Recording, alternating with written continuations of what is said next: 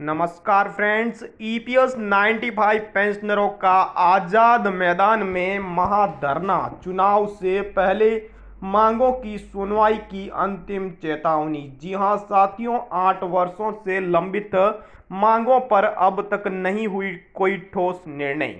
जी हां फ्रेंड्स, विधानसभा चुनाव से पहले सरकार को पेंशनरों की चेतावनी। मुंबई 2 अक्टूबर 2024। महाराष्ट्र के हजारों ईपीएस 95 पेंशनरों ने आज मुंबई के आजाद मैदान में अपनी लंबित मांगों को लेकर एक विशाल ध्यान आकर्षण आंदोलन किया। जी हां साथियों, इस आंदोलन में महाराष्ट्र के साथ साथ गुजरात, उत्तर प्रदेश, मध्य प्रदेश और छत्तीसगढ़ के करीब 6,000 से 7,000 पेंशनरों ने हिस्सा लिया। जी हाँ फ्रेंड्स, पेंशनरों की प्रमुख मांगों में न्यूनतम पेंशन 7,000 रुपये प्रति माह, महंगाई भत्ता और पति पत्नी को मुफ्त चिकित्सा सुविधा शामिल है। ईपीएस 95 पेंशनरों की यह मांग पिछले 8 वर्षों से लंबित है और इस दौरान कई बार संसद में सांसदों द्वारा इसे उठाया गया है। इसके बावजूद केंद्र सरकार द्वारा अब तक कोई ठोस कदम नहीं उठाया गया है।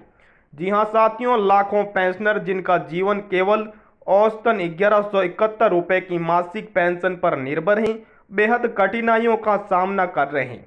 राष्ट्रीय संघर्ष समिति के अध्यक्ष कमांडर अशोक रावत ने बताया कि हर दिन लगभग 200 से 250 पेंशनर असमय अपनी जान गंवा रहे हैं क्योंकि उनकी आर्थिक स्थिति बेहद खराब है। जी हाँ साथियों, कमांडर रावत ने चेतावनी देते हुए कहा कि अगर महाराष्ट्र विधानसभा चुनाव से पहले हमारी मांगों को नहीं माना गया तो सरकार को इसके नकारात्मक परिणाम चुनाव में भुगतने पड़ सकते हैं। पेंशनरों में भारी असंतोष है और राज्य सरकार को पेंशनरों के समर्थन के बिना चुनाव जीतना मुश्किल हो सकता है। उन्होंने यह भी कहा है कि अगर सरकार हमारी मांगों को स्वीकार करती है तो हम उन्हें चुनाव में जीत दिलाने की पूरी जिम्मेदारी लेते हैं। जी हाँ साथियों, महाराष्ट्र के मुख्यमंत्री अब मौका है कि वह राज्य लाखों पेंशनरों और उनके परिवारों की आर्थिक समस्याओं को सुलझाने के लिए केंद्र सरकार से न्यूनतम पेंशन रुपये 7,500 प्रति माह कराने का तत्काल कदम उठाएं। अगर ऐसा नहीं हुआ तो यह असंतोष विधानसभा चुनावों में पेंशनरों के रूप में सरकार के खिलाफ एक बड़े वोट बैंक के रूप में उभर सकता है। जी हाँ साथियों, ज्ञात हो कि महाराष्ट्र में ईपीएस 95 से जुड़े एनएससी के संगठन सदस्यों और परिवारों की संख्या करीब 1.5 करोड़ है।